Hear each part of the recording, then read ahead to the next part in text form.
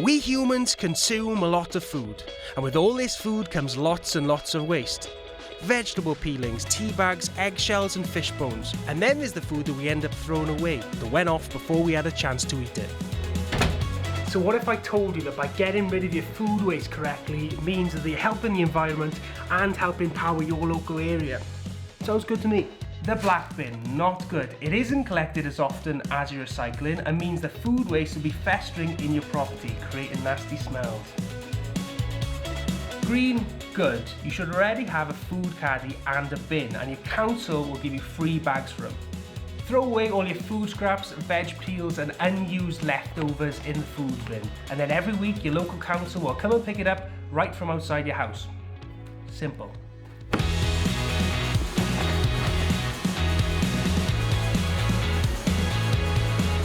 This is where the magic happens.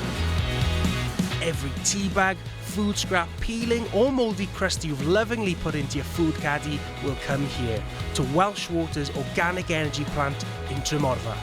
And then your food waste gets turned into green energy that powers treatment plants like this one.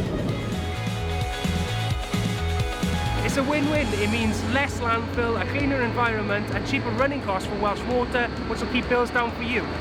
And it only takes one food caddy to generate enough electricity to power a TV for a whole football match. And 22 tea bags can power a Hoover for 10 minutes.